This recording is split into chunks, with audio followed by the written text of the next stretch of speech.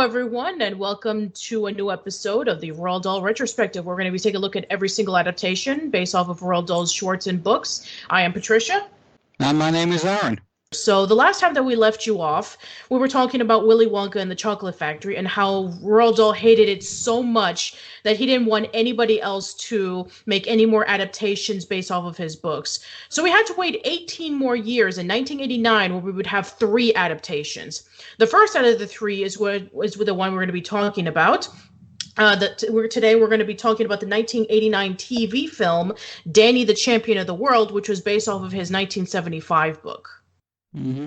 And my goodness, sitting through this was a chore. I'm going to be honest with everybody, maybe if you have some kind of enjoyment in this movie, then good for you. I just found the whole thing just really dated, really boring. I mean, Jeremy Irons didn't do anything for me in this movie. And, it was just saying, because, this guy was Scar in The Lion King. This guy really wanted to, make you afraid of things. But now, in this, you can see why the good guy kind of character doesn't really rub off on you all that well when Jeremy Irons, and don't get me wrong, he's trying to put in a good performance here, but I don't know, I just couldn't find any enjoyment in this at all. All right. The tropes were pretty dated, I would think, for this. All right, so yes, let's get this over with, everybody. Here we go.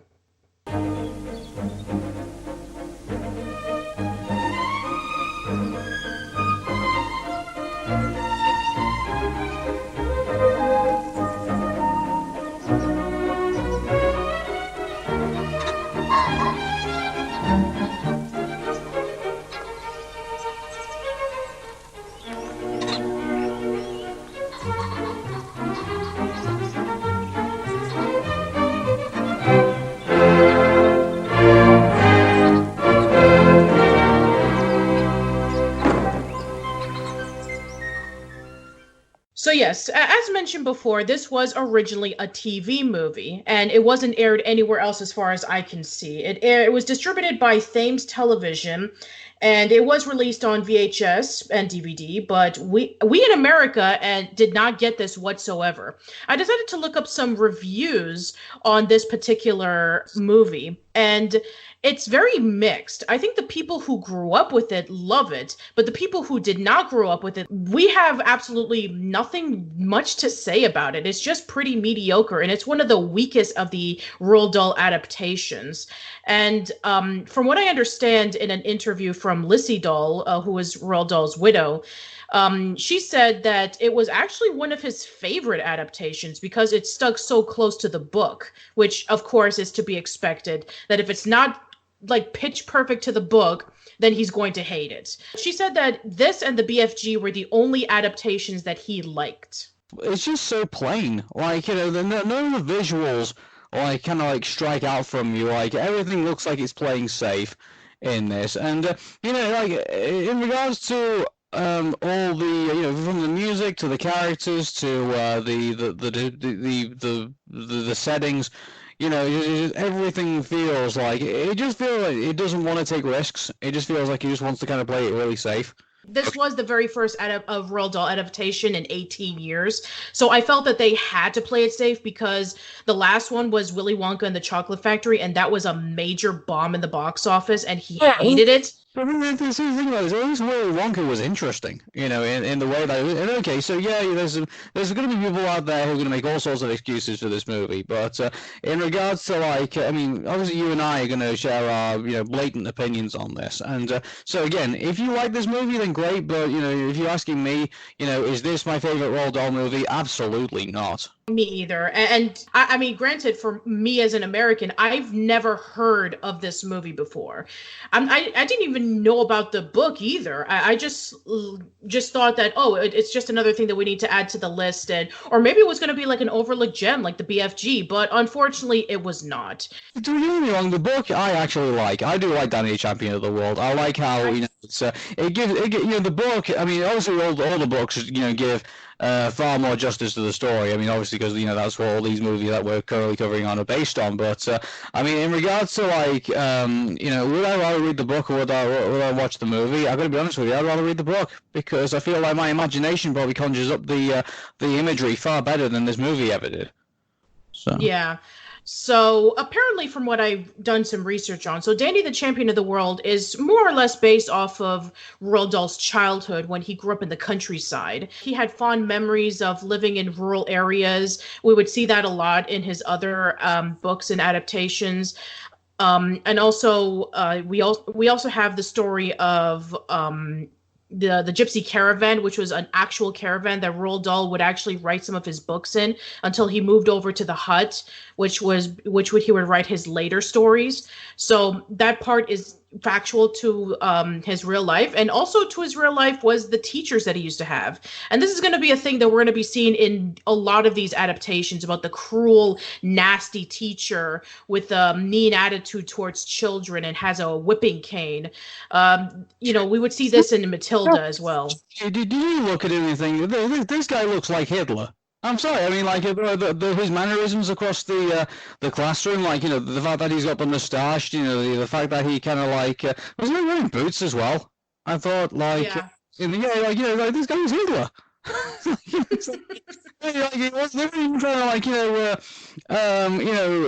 trying to hide the fact, like you could tell that this guy was like some kind of like fascist dictator, and like the way he was like treating the kids in the class, and it was just they weren't even trying to hide that fact, and to me like it's blatantly him in a way, and so just like there's that, this is again, like, this is another trope. And then there was like, there's like the trope with Danny himself. And I mean, I don't know if you want to move on to this yet or not, but I mean, like, our title character, to me, like, it was going to the point, like, the first ever timid looking, kid that you should, like, you feel sorry for and things like that, you should try and root for. Well, obviously, it was Oliver Twist. I mean, obviously in that classic movie, the Charles Dickens tale. But I mean, this was a trope that was going for several decades. Obviously, before this movie was made in 1989? Was it? Yes. Well, how long ago was Oliver Twist? Let me just look that up. Go ahead. And while you do that, we already had a timid character with Charlie and Charlie and the Chocolate Factory. And that book was written in 1964. And the Danny the Champion of the World was written in 1975. So that was like a 9-year gap in between those two books. Okay. And with... Sorry, just Oliver Twist was 1948. Do you think about that for a second? Like this the only other kind of character that I kind of link Danny to is somewhat, in regards to his mannerisms, is also like Oliver Twist, in the 1948 film, and so this character trope hasn't evolved in like several decades, and this movie, I feel like this thing would be like completely blown out of the water when Macaulay Culkin did Home Alone. A year later. So like yeah, for sure. And also the fact that in the book, from what I understand, Danny is telling the story of his childhood because he's recollecting on it. So it does make a lot of sense on why we see this like pure innocence to the character, supposed to take it back to simpler times. It's actually interesting because a few years prior we had A Christmas Story, and A Christmas Story was the story of a kid who was growing up in 1930s, 1940s Indiana, wanting to have a BB gun. And there were a lot of movies that came out after this that wanted to cap in on the success of A Christmas Story, at least with its tales of old times, like The Sandlot. There was The Wonder Years. It was becoming a thing where they, bring, back to the 60s. And yeah, this kind of storytelling was already like really popular around the 80s and 90s. Yeah, it was something that was just kind of like dying in a way. And then when we finally got into the 90s, basically, it was all the cool kids, pretty much that we were kind of introduced to at that time. And like, the kind of the timid character was kind of like more just kind of like, the side character in the gang. Like, like Gus from Recess, like, those type of characters were basically kind of thrown to the side in a way. And so, So continuing on, so the story about this is, for those of you who don't know Danny Champion of the World, this guy called Hazel moves into this little village and basically buys up all the land that where poaching was, mainly done, from the days of, these poor villagers' grandparents, and obviously Danny's father, who is a mechanic in the area, goes out those evenings and still poaches to the days that to those days, which Danny finally finds out later on in the movie that he does that. And then there's one time when during the movie Danny's father ends up Mr. Smith ends up getting caught in a trap that was led by the minions of Hazel, and so obviously he has to get rescued, but he breaks his ankle in the process. And so then, because he's angry about that, he then decides he's going to take revenge on Hazel, and he's still trying to come up with like a plan. And you can see like the frustration kind of building up in him until finally Danny comes up with the idea of basically taking all of his pheasants away from his land, which he relies on for the rich people to kind of come over and shoot them. Yeah, that's pretty much it for the most part. It's just you have Danny and his father living this in a gypsy caravan where his dad would be telling him stories about the BFG. This is actually where the BFG story came from, by the way. And also we have, Danny's father who has a love and passion for poaching, where he would sneak around into Hazel's land and try to capture a few pheasants, which they actually got this from Fantastic Mr. Fox, where Mr. Fox would be going around Bogus Bunsen Beans farms and capture ducks and chickens and geese and turkeys so that they can be able to eat. And Fantastic Mr. Fox came out in 1970, so this was 5 years prior. But at the same time, the little subplot at the end of the movie where they would get the raisins and they would stuff them into there was stuff sleeping powder into the raisins and then sew it up for the pheasants to eat. The movie Fantastic Mr. Fox was it actually something else? I can't remember. Was it raisins in the book? Yes, it was raisins in the book. All right, then that's fine. Yeah, because apparently, pheasants love raisins.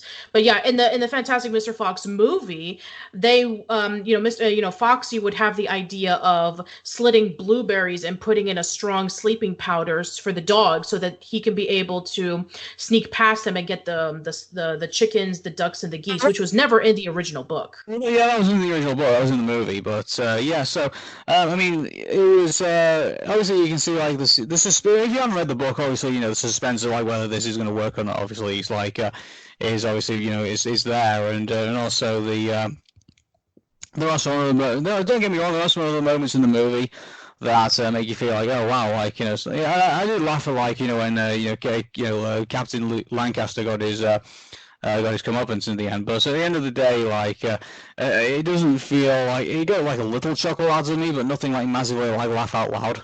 It's just yeah, I wasn't really laughing out loud for most of these moments. I was kind of bored. Yeah, I'm gonna be honest with you. Like halfway through, I was playing Football Manager. And by the way, Football Manager 2020 is out now, so go download that from Steam. But so I spent more time fooling around with that than actually kind of like. And don't get me wrong, like I was paying attention to what was going on, but it didn't really captivate me all that much. And I shudder to think what would happen if this thing went into theaters. How bored would everyone be watching this? Oh man, I think I think that if it would have been released into theaters, I think that it would have kind of like lost the interest of people, especially in '89. I think that the year that we've had movies like The Little Mermaid and All Dogs Go to Heaven, I think that people would have been gone elsewhere. Yeah, don't you think that's also a thing as well? Like, okay, it's a TV movie. It's not like in that kind of like, it's in a different format. But at the same time, like, I mean, wouldn't you say it's like it was one of those movies that was lost in the shuffle? Very lost in the shuffle, pretty much. And not by any particular like bad luck or anything like that. Just because obviously it wasn't a good movie.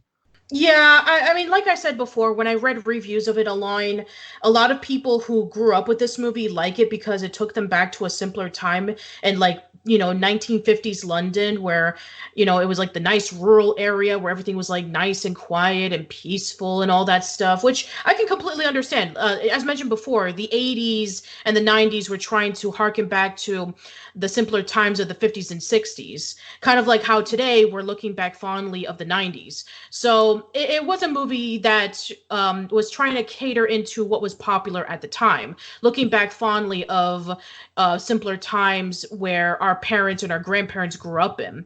Then, in regards to, like, I mean, obviously we're focusing on like movie genres and like basically the sign of the times. Not too long afterwards, obviously, like I said before, Macaulay Culkin would be trapping up his house and would be laughing at the wet bandits getting like electrocuted and knocked to the ground and stuff like that. Like, it was on its way out. And I think one of the movie's problems, I think, is that I think it struggles to be kind of timeless. I don't think, this is the reason why I say this movie didn't take any risks, because, any other movie, like you were saying, like before, like Little Mermaid, or like various other movies that came out around about that time, we remember these movies because they were willing to take risks, and they were willing to, Little Mermaid came born in the Renaissance era. Home Alone gave us, a whole other generation of like kids of like, and also there'd be like copycat movies, based on that as well. Like, there's nothing revolutionary about this movie, and it didn't take it didn't take anything from the source material either, and didn't kind of like captivate us into a way of like saying, hey, there's something more than what was actually in the book. If anything, if it kind of makes you feel like there's less in the book than by watching this movie. Yeah, I actually read the book, and there are a lot of things that they added into this movie that wasn't in the book. Like, for example, the reason why Danny's father wanted to get revenge on Mr. Hazel. In the movie, the reason why was because Mr. Hazel was purchasing all the land around this village, and he wants to purchase the gas station so that he can be able to convert it into land for a town that he wants to build for himself. In the book, it was stated that at one time about a year ago, according to the story, that Mr. Hazel was yelling at Danny because he was close of getting his dirty, oily fingerprints into his car because he loved his car so much and didn't want to get it dirty. And so ever since then, the whole townspeople hated Mr. Hazel because he was mean and nasty, and they want to get revenge on him. I mean, like, if you look at, obviously, if you look at the way, the policeman dealt with the broken ankle, and like the fact that he pretty much covered up the fact that Mr. Smith was there in the woods at the time. He basically just said, "Oh, hey, he fell down from out of his caravan and he broke his ankle." Like, he wasn't out there. How could he be? He covered up the entire thing. And so, I mean, elements of the fact that the village hate this guy still exist in this movie, and obviously there's telltale signs of that, from the doctor to the policeman to even some of the obviously the vicar and everyone like that. Pretty much. This village hates this guy. But obviously it doesn't become too much of the main focus. It's kind of like, brought in by surprise, really, and like you kind of only learn about really what this guy has done to these people, but through kind of like, from the dialogue that kind of comes through. Like, they don't directly kind of like address the issue. They kind of like bring in like, oh hey, well, we're gonna forget this. It's almost kind of like the Wicker Man, in a way, like not the Nicolas Cage, crap, the actual original, one starring Christopher Lee. You kind of like you're going off the dialogue of like all the the lunatic cult people, like saying like, oh, this happened, oh, that happened, and kind of like following along with the dialogue, and like in a way it kind of reminded me a little bit like that when you heard the villagers kind of like the way they would talk about Hazel and the way they would treat him, and how they would like kind of look out for one another against him. It was kind of played out like that more than anything else, really. So. Yeah, pretty much. And also there's a much bigger subplot focusing on Danny and Captain Lancaster. basically about how he would be so mean to the students and how he would use his military discipline to make sure that the students stay in line. And we would see like Danny arriving over to school late, and Mr. Lancaster thinks that he's nothing more than just a troublemaker. And then of course we have the scene in which when he and his friend Sydney were whispering to each other, and Lancaster accuses them of cheating, and so he grabs his cane and he whips their hands as punishment. I'm really surprised he didn't get to the part where like he was picking out like all the Jewish kids. Yeah, it was just so blatant, like how evil evil he was, and like it would have been interesting to see like if he had like I don't know if they could have again like once again this movie's playing it safe, like it would have been interesting to see if he like had, I don't know like had like a post-traumatic stress disorder and by being keep in mind like this was 10 years after the World War II. Like everyone. It makes note that even Danny's father served in the war, and definitely Captain Lancaster definitely did. Hence the name Captain Lancaster. It would be interesting to see if there's something that had happened. In his background had obviously made him into this kind of like a suppressive machine. Like I would have been interested to see where they would have if they would have like delved a bit further into the character rather than just like, oh hey, here's this really here's this bastard teacher, like we all hate him, and hey, look at the mustache, can it remind you of anybody? Like it's yeah, again it's another trope.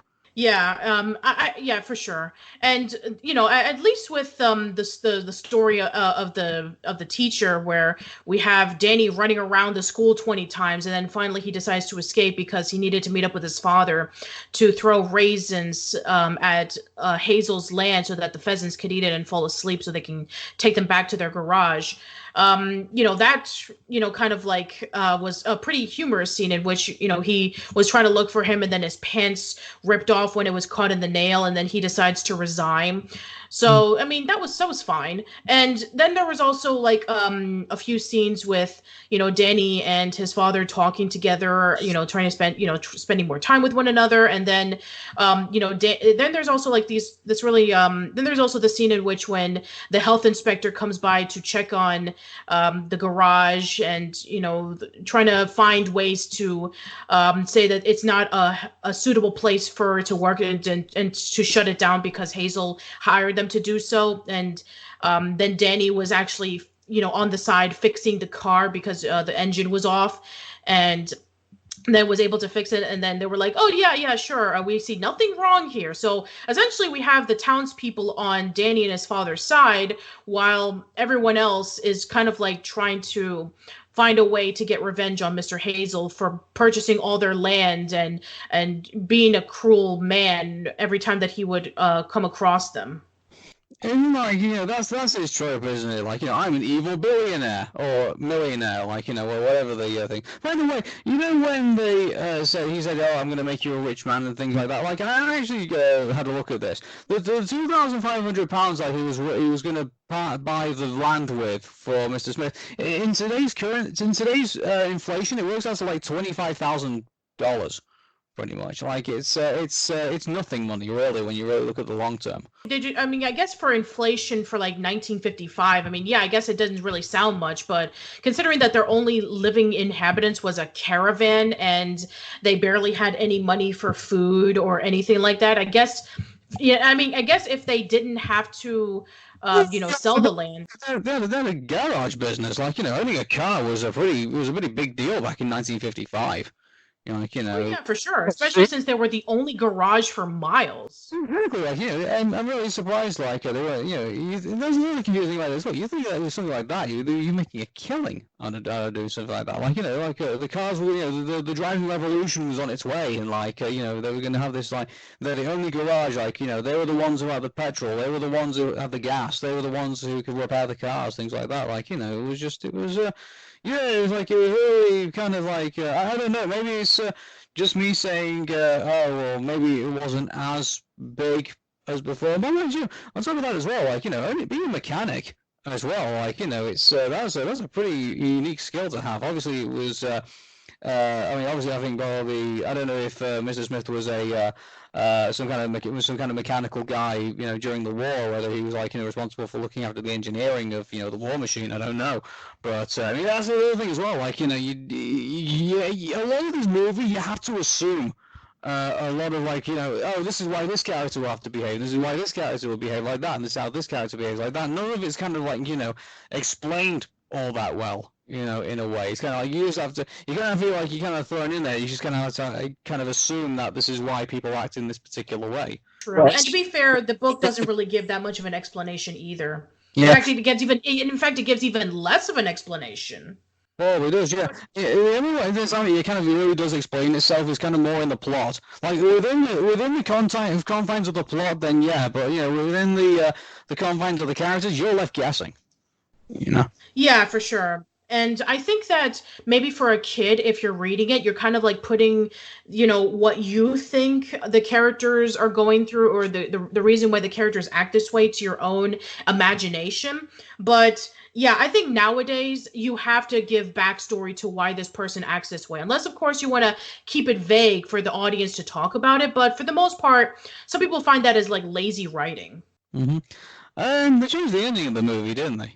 Yes, they did. Yeah, so like it was like, oh, Mr. Smith has all the birds. Like, no, I remember, wasn't it like they were keeping it all like in a secret location, and like the woman in the pram was like going around delivering them all to people. From what I gather. That's exactly what happened, yeah. So a lady was keeping all of the pheasants in her baby's carriage. Yeah, you have like over 200 pheasants inside of a baby's carriage, and then the baby is on top of it because apparently it'll be as soft as a mattress or whatever. And so while she's delivering the pheasants to each of the homes, eventually the sleeping powder wears off, and then the pheasants fly up into the air, and then most of them are still in the garage.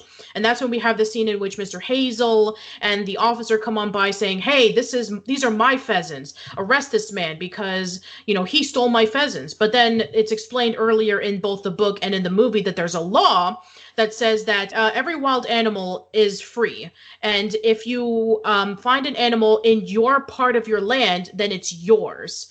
So when the officer tells him, no, Mr. Hazel, technically these are now Mr. Smith's pheasants because they're in his land.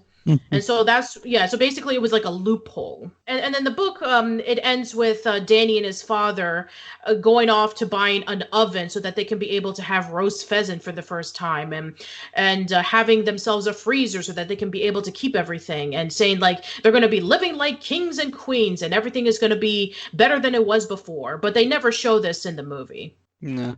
Like going through like the Roald Dahl Retrospective, like you have, I mean, obviously we've done the BFG, even though it wasn't really shown. Like obviously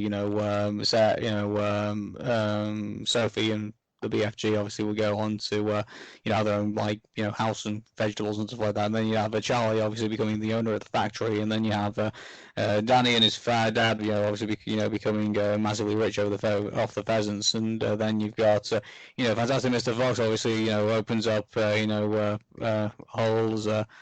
He goes shopping for everybody, from Bugs Bunny's Beans farm pretty much for the rest of the days. Like, pretty much they eat heartily pretty much every particular time. So, like, the characters in this movie, when they go through the tough times, they definitely reap the rewards. So, like, I think. Oh yeah, for sure. I mean, pretty much every single one of them reap the rewards. James from James and the Giant Peach lives a happy life in New York City. Matilda and Miss Honey live together nicely, with Matilda being away from her cruel parents and being adopted by her teacher. Even with 36 Hours, Pike is able to return home, and Anna is able to go over to a nice, safe refuge after being, after working with the Germans, being rescued from a concentration camp. So yeah, they every single one of these, well, I mean, there are some exceptions to like somber endings like The Witches, which we'll talk about much later on, but yeah, but most of the times, most of these Roald Dahl stories end in a very happy note. He kind of takes like the Don Bluth approach, in which you can be able to make it as depressing as possible, but if you have a happy ending to it, it's justified. Yeah, I mean, obviously this is, obviously we can talk about Don Bluth another time, but like in the vast majority, obviously with the exception of the Twits, I mean, obviously, like and the witches. and the witches, they end pretty badly. But in regards to like what we've had so far, like yeah, if you were a Roald Dahl protagonist, I would probably say I value your chances. So yeah, unfortunately, we just don't really have a lot to say about this movie. I mean, we pretty much said everything. We said the plot. We talked about some of the characters. I guess we can talk about like some of the actors in this. So we have Jeremy Irons as William Smith, and Danny is played by Samuel Irons, who's his real life son. And once again, very similar to Peter Ostrom, Samuel Adams would only act in this movie and nothing else. His brother would actually be a more prominent actor, while he would go off to be a photographer. Yeah, it's kind of like, I mean, I don't exactly want to say that this is Jeremy Irons After Earth, because I think that probably might be cutting it pretty bad. But I mean, like, yeah, can you really name a movie where there's been a good father-son like kind of like interaction, like on the screen? Finding Nemo. Well, no, I mean, I'm talking about like, the actor and the actor's son. See, I think I know about like let's see, Michael Douglas would actually be acting a couple of times with his sons, and let's see, maybe like Michael Sheen would sometimes. There was a movie that I saw with Michael Sheen and Emilio Estevez where they were climbing up a mountain. There was an indie film that I saw a few years ago, and their interactions was really nice. Let me think of anybody else. I'm sure that there's plenty of others, but I can't think of any at the top of my head. But yeah, there have been a few movies where, fathers who are actors and they would be interacting with their sons. I mean, I wouldn't be surprised if there's actually a movie with Tom Hanks with his son Colin, who's also a great actor in his own right. Maybe they did a movie together. I'm not sure. But yeah, there have been a couple of them. Mm-hmm. So yeah, I mean, Jeremy Irons, I think, I mean, obviously not his best role, but I think yeah, I think you can really tell he was trying in that role pretty much. I think I don't know if it's just because like his son was there and he wanted to that kind of like drove him a bit further. I'm not too sure. It's not only his son, but also his father-in-law, because we have Cyril Cusack as the doctor, and he was there as the that was Jeremy Irons' father-in-law, and that was Samuel's grandfather. So they also have a couple of times where they interact in the movie, such as when the doctor is fixing up Williams's leg. Just thinking about who else was in this movie, pretty much. We have to talk. Well, we have to talk about Robbie Coltrane as Mr. Hazel. I think a lot of people nowadays know him as Rubeus Hagrid from the Harry Potter movies. Yeah, but I mean, like in this movie, he was kind of like I think any pantomime villain could play this role really. Like it's like not to say that he's not a good actor in this, not to say that he wasn't trying, but for me like the way it was done, I feel like I kind of looked at that and think, any kind of like, bad guy actor could potentially play this role, if you like, even I even go as far as say that maybe even John Goodman could even pull it off. Like, yeah, if John Goodman was British and, they probably would have called him in to do this movie, but, yeah, I mean, what was John Goodman doing around the 80s? I mean, this was before Roseanne came out. Yeah. So I was going to say, Patricia, I think the reason why they didn't call John Goodman is because he was too busy doing the other 100 movies that they were having during the 80s and 90s. So. Right. So, yeah, I mean, don't get me wrong. All of these actors are really great. It's just, unfortunately, they're working with really weak material. And I can understand that because they were put into a corner saying, like, hey, the last time that we had an adaptation based off of a Roald Dahl book was 18 years ago. And Roald Dahl was very stingy and protective of his work, that he wanted it to be by the book as possible. Well, guess what? He got it. And nobody remembers it. Besides people who grew up with it, obviously, because they have nostalgic feelings for it. I mean, most people, you and I have walked into this movie and we kind of walked out thinking, there's nothing here. It's like, and also top of that as well, like, the fact that this came from Thames, Thames gave us Danger Mouse. Thames gave us it was like somewhat loosely affiliated with the BFG movie, which we both enjoyed. And, there's been stuff from Thames, which has been really, really good, including their news reporting. Oh my god, their news reporting back in their time, it rivals Channel 4. But, I mean, like, in regards to, like, other stuff that Thames has been doing, I mean, this is not their greatest work. Yeah, and I don't think is Thames even around anymore? No, it's not. I think it was swallowed up by ITV. Oh, okay. So yeah, it's kind of ironic that Roald Dahl hated Willy Wonka and the Chocolate Factory because it kind of like derived from the source material, but yet everybody remember it because, it took a lot of risks. It was scary, it was whimsical, it was magical, it was fun, it had a lot of great music, and yet he hated it. And then we have Danny the Champion of the World, where it's kind of safe, it's a little bit outdated, it's very slow paced and boring, but Roald Dahl loved it because it was close to his books. So, I think this is a good lesson about like, sometimes creative liberties can be a good thing because they can able to take the core and the spirit of the source material and make some changes into it that'll make it a lot more interesting. That was Danny. When I say he was the champion of the world, I'd have to walk on that.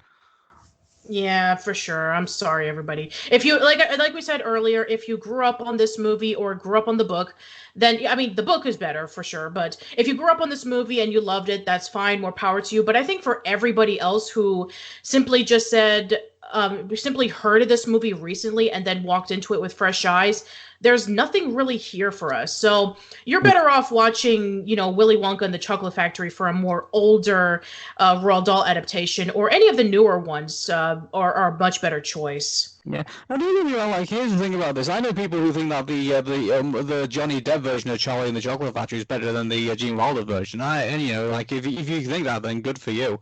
I'm glad you got some enjoyment out of it. But for me, like hey everybody, people on the internet have different opinions than you. Yeah, they sure do. And don't worry, we'll talk about that much later on.